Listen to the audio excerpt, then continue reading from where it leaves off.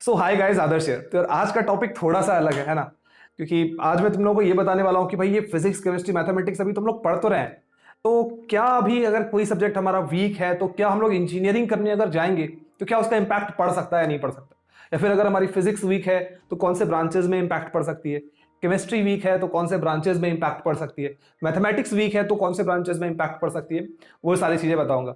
और अभी JEE mains में किस मतलब आता है ना दिमाग में, ठीक है यार मेरी एक सब्जेक्ट वीक है, मैं उसको छोड़ देता हूँ, कर लेता हूँ दूसरे सब्जेक्ट को, मेरा हो जाएगा, मैं इंजीनियरिंग कॉलेज में चला जाऊंगा।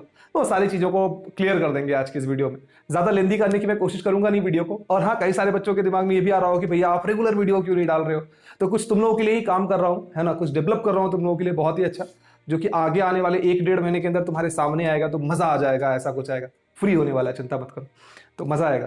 खैर यार, वीडियो को हम लोग स्टार्ट करते हैं और जानते हैं। सबसे पहली बात यार, ये बहुत सारे ऐसे बच्चे होते हैं ना जिनकी केमिस्ट्री बहुत ज्यादा वीक होती है। तो जिन भी बच्चों की केमिस्ट्री बहुत ज्यादा वीक है, तो ऐसे बेसिक अगर तुम इंजीनियरिंग देखोगे, केमिकल इंजीनियरिंग को छोड़ दो, या फिर अगर कुछ कोई फार्मास्यूटिकल्स के लिए जाते हैं उनको अगर तुम छोड़ दो, B pharma, I am saying B pharma के लिए अगर जाते हैं उनको छोड़ दो। और कुछ बच्चे बोलेंगे क्या भैया बी फार्मा भी क्या इसके अंदर ही आता है? बी फार्मा नहीं आता पार्टिकुलरली, लेकिन कुछ कुछ आईआईटीज में भी कुछ फार्मास्यूटिकल्स के कोर्सेज हैं।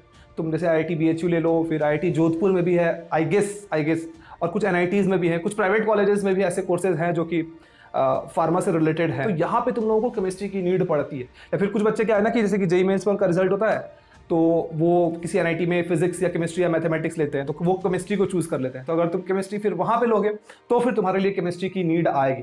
अदर देन दैट, अगर तुम मतलब कंप्यूटर साइंस एंड इंजीनियरिंग लेना चाहते हो, इलेक्ट्रिकल इंजीनियरिंग लेना चाहते हो, ECE, instrumentation, civil engineering, mechanical engineering, aerospace engineering, तो बहुत ज्यादा तुम्हारे लाइफ में इंपैक्ट नहीं पड़ने वाला है केमिकल इंजीनियरिंग से। फर्स्ट ईयर में थोड़ा सा इंपैक्ट पड़ सकता है, क्योंकि फर्स्ट ईयर में ना, देखो फर्स्ट ईयर में बेसिकली क्या होता है ना कि ब्रिज कोर्सेज कराई जाती है। ब्रिज कोर्सेज भैया क्या होता है? ब्रिज कोर्सेज मतलब ये कि तुम इस लेवल पे हो, कॉलेज सपोज इस लेवल पे, तो तुमको इस जगह तक लाने के लिए एक ब्रिज कोर्सेज कराई जाती है, जिससे तुम मतलब बेसिक समझ पाओ कि आगे जो भी चीजें पढ़ाई जाएंगे वो चीजों को तुम समझ पाओ। तो फर्स्ट ईयर में थोड़ा बहुत केमिस्ट्री आता है, उसके बाद फिर केमिस्ट्री की कोई ज्यादा यूज आप लोगों को जिंदगी में पड़ेगी नहीं, ठीक है। तो ये तो हो गई यार केमिकल इंजीनियरिंग, सॉरी केमिस्ट्री। जिनकी केमिस्ट्री वीक है उनको क्या क्या दिक्कतें आ सकती है लाइफ में। तो अब जिनको कंप्यूटर साइंस वगैरह लेना था वो बहुत रिलैक्स फील कर रहे होंगे, चलो भैया मेरी केमिस्ट्री वीक थी, जान छूटेगा मेरी मतलब जेईई मेंस खत्म होगा, मैं इसको छोड़ने वाला हूँ। अब आते हैं हम लोग फिजिक्स के ऊपर। बहुत सारे बच्चों की ना फिजिक्स वीक होती है, उनको समझ ही नहीं आता कि भाई ये मैकेनिक्स है क्या, ये कहाँ रोटेशन लग जाता है, कहाँ सेंटर ऑफ मास लग जाता है, ये करंट इलेक्ट्रिसिटी में किस किस ब्रांच में क्या करंट जा रही है, उनको हवा ही नहीं लगता। डायरेक्शन क्या ले हम लोग, अंदर की तरफ जाएगा, बाहर की तरफ जाएगा, मैक्सवेल रूल क्या होता है, ये सारी चीजें हवा नहीं लगती। तो फिजिक्स जिनका वीक है उनको किन किन, तुम अगर इलेक्ट्रॉनिक्स एंड कम्युनिकेशन इंजीनियरिंग लेने वाले हो तो वहां पे तुम्हारा फिर करंट इलेक्ट्रिसिटी का काम पड़ेगा। तुमने अभी कैपेसिटेंस पढ़ा होगा, उसका काम पड़ेगा। ईएमआई तुमने पढ़ा होगा, उसका काम पड़ेगा। उसके बाद सेमीकंडक्टर तुम पढ़ोगे, उसका काम पड़ेगा। बहुत सारी चीजों का काम पड़ता है अगर तुम इलेक्ट्रॉनिक्स एंड कम्युनिकेशन इंजीनियरिंग लेना ऑप्ट करते हो तो। अब जब तुम electronics and communication engineering opt करोगे, तुम बोलोगे भैया मुझे सेमीकंडक्टर ही पसंद नहीं, मुझे डायोड पसंद नहीं, मुझे मॉसफेट पसंद नहीं है, ट्रांजिस्टर्स मुझे पसंद नहीं है। तो भाई तुम फिर कौन से इंजीनियर बनोगे अगर तुम इलेक्ट्रॉनिक्स इंजीनियरिंग करना चाहते हो और इन सारी चीजों में तुम्हें इंटरेस्ट ही नहीं है। तो इन सारी चीजों में इंटरेस्ट है तब तुम ईसीई के तरफ जा सकते हो। अब कुछ बच्चों के दिमाग में आ रहा होगा, ठीक है भैया अगर मुझे इलेक्ट्रिकल इंजीनियरिंग लेना है, तो इलेक्ट्रिकल इंजीनियरिंग में अगर तुम लेना चाहते हो, इन दैट केस ऑल्सो तुम लोगों को फिर यार थर्मोडायनेमिक्स तुम्हारी अच्छी होनी चाहिए थोड़ी बहुत, तुम्हारी फिर करंट इलेक्ट्रिसिटी पे कमांड होना चाहिए तुम्हारा, उसके बाद मैग्नेटिज्म पे पूरा कमांड होना चाहिए, क्योंकि ट्रांसफार्मर के ऊपर जब चीजें तुम बात वहां पे करोगे, मोटर के ऊपर बात करोगे, मशीन्स के ऊपर बात करोगे, पावर इलेक्ट्रॉनिक्स वहाँ पे तुम पढ़ोगे, उसके बाद तुम एनालॉग पढ़ोगे, वहाँ पे तुम नेटवर्क थ्योरी पढ़ोगे, तो इन सारी चीज़ों की यूज़ पड़ेगी।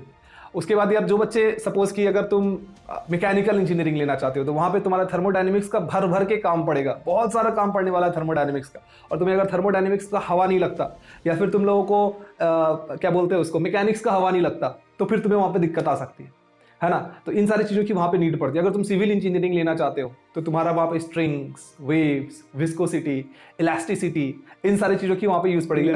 इधर तुम एरोस्पेस इंजीनियरिंग भी अगर करना चाहोगे तो वहाँ पे भी तुम्हें फिजिक्स की बहुत ज़्यादा जरूरत पड़ेगी, है ना। अब बात आते हैं यार, मैं चाहूंगा यार कि अभी 2 बैचेस स्टार्ट होने वाली है अनअकैडमी पे। जो बच्चे अभी क्लास 12th में गए हैं और अगले साल जेईई मेंस या जेईई एडवांस का एग्जामिनेशन देने वाले हैं, तो evolve batch and enthusiast batch तुम लोगों के लिए स्टार्ट होने वाली है। और लिंक मैं डिस्क्रिप्शन में तुम लोगों को दे रहा हूँ। डेट्स तुम लोगों के सामने यहाँ पे नजर आ रही होंगी। कोटा के बेस्ट फैकल्टी और ओवरऑल बेस्ट फैकल्टीज जो भी हैं वो दोनों ही बैचेस तुम लोगों के लिए लेके आए। और you can use my code if you want to purchase that course, तो मेरे कोड को यूज कर सकते हो, you will get discount. Mathematics एक ऐसी सब्जेक्ट है जो कि सारे ब्रांचेस में नीड पड़ती है ना।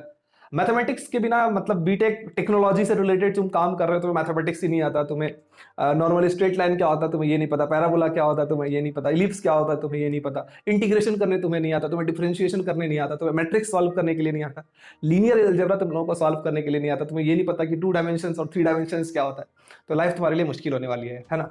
तो बेसिकली मैं ओवरव्यू बताने वाला था कि अगर तुम्हारा केमिस्ट्री अगर थोड़ा थोड़ा वीक है, ठीक है, तुम्हारी जिंदगी आगे कट सकती है ना। तुम्हारी अगर फिजिक्स भी अगर थोड़ी थोड़ी वीक है, फिर भी तुम थोड़ा बहुत करके काम चला लोगे, कुछ ऐसे ब्रांचेस है जहां पे तुम फिजिक्स के बिना भी काम चला लोगे। लेकिन अगर तुम्हारी मैथमेटिक्स वीक है तो फिर काम चलाना थोड़ा मुश्किल हो सकता है। ऐसा नहीं बोल रहा हूँ कि काम चलाना मुश्किल का मतलब है कि तुम्हारा काम चलेगा ही नहीं। बहुत सारे बच्चों का मैथमेटिक्स वीक होता है, सारे बच्चे इंजीनियरिंग करते हैं, कर ही सकते हैं, कोई दिक्कत की बात नहीं। लेकिन हर जगह यार मैथमेटिक्स का यूज पड़ने वाला है। तुम आगे चल के गेट की एग्जामिनेशन दोगे, वहां पे 10 से 12 नंबर का मैथमेटिक्स पूछा जाने वाला है। तो किसी गवर्नमेंट एग्जाम को दे लो यार, वहां पे भी तुम्हारा मैथमेटिक्स पूछा जाता है। तुम एसएससी की एग्जामिनेशन दो, वहां पे भी मैथमेटिक्स पूछा जाता है। तुम एमबीए की एग्जामिनेशन दोगे, वहां पे भी परमुटेशन एंड कॉम्बिनेशन, प्रोबेबिलिटी भर भर के पूछा जाता है। और भी बहुत सारी चीजें पूछी जाती है, मैथमेटिकल रीजनिंग्स वगैरह पूछी जाती है वहां पे, तो वो सारी चीजें पूछी जाती है। तो बेसिकली हर एक चीज का यूज तुम लोगों को आगे चल के पढ़ने वाला है ना। तो कोई चीज एक वीक होना अलग बात होती है, इंटरेस्ट ना होना, थोड़ा होना, ज्यादा होना, कम होना, वो अलग बात होती है। लेकिन बिल्कुल छोड़ देना बहुत ज्यादा गलत बात है। तो कई सारे बच्चे मेरे से पूछते हैं भैया मेरी ये सब्जेक्ट वीक है, क्या मैं छोड़ दूं? तो मैं दिलासा देने के लिए उनको बोल देता हूँ ठीक है यार, 10 दिन के बाद एग्जाम है, तू छोड़ दे इसे, तू फिजिक्स और केमिस्ट्री कर ले, मैथमेटिक्स वीक है तो छोड़ दे। इसका मतलब ये नहीं कि तू लाइफ में ही छोड़ दे इसे, अभी के लिए छोड़ दे, बट आगे फिर पकड़ लेना जाके, ज्यादा देर ना हो जाए वरना दिक्कत हो जाएगी, है ना। ये थी यार नीड सारे सब्जेक्ट्स की, एक एक करके जो मैंने तुम लोगों को बताने की कोशिश किया हूं, है ना। और मैं चाहता तो मतलब हर एक सब्जेक्ट वाइज डिटेल भी तुम लोगों को बता सकता था, कोई बहुत बड़ी चीज नहीं है, लेकिन वीडियो फिर वो 25-30 मिनट की हो जाती। वो मैं अलग से एक वीडियो बनाऊंगा और हर एक सब्जेक्ट को लेकर, अगर तुम इलेक्ट्रॉनिक्स लेना चाहते हो तो क्या क्या चीजें तुम्हारी स्ट्रेंथ होनी चाहिए, क्या क्या चीजें उसमें पढ़ाई जाती है। तुम अगर इलेक्ट्रिकल लेना चाहते हो तो क्या क्या चीजें उसमें पढ़ाई जाती है, क्या तुम्हारी स्ट्रेंथ होनी चाहिए। कंप्यूटर साइंस लेना चाहते हो, अच्छा कंप्यूटर साइंस वाले बच्चे भी सोच रहे होंगे भैया मैं कंप्यूटर साइंस लेना चाहता हूँ, तो अगर मैंने पहले से कोडिंग वोडिंग नहीं कर रखी तो क्या दिक्कत है? ऐसे कोई दिक्कत नहीं आता यार, बच्चे आके सीखते हैं। तुम फर्स्ट ईयर में जाओगे तुम्हें बेसिक्स ऑफ कोडिंग पढ़ाया जाता है, कहीं पे सी प्रोग्रामिंग पढ़ाया जाता है, कहीं पे C++ पढ़ाया जाता है, तो वैसा कोई दिक्कत नहीं आता। और मैथमेटिक तुम अगर कंप्यूटर साइंस लेना चाहते हो तो फिजिक्स वगैरह से भी उतना ज्यादा रिश्ता नाता नहीं होता उसमें, तुम्हारा थोड़ा मैथमेटिक्स थोड़ा बहुत ठीक होना चाहिए, क्योंकि उसमें ना इंजीनियरिंग इज ऑल अबाउट कि तुम कितना फास्ट और कितना यूनिक तरीके से किसी चीज को सोच सकते हो। कोई आदमी किसी चीज को 5 मिनट के अंदर सॉल्व कर रहा है, if you have the mind to solve that question in 4 minute और इवन 3 मिनट, तो तुम सही हो यार। फिर वो बच्चा आईआईटी से है, एनआईटी से है, ट्रिपल आईटी से, वो आईआईएम से है, घंटा फर्क नहीं पड़ता, है ना। तो बस यही चीजें हैं।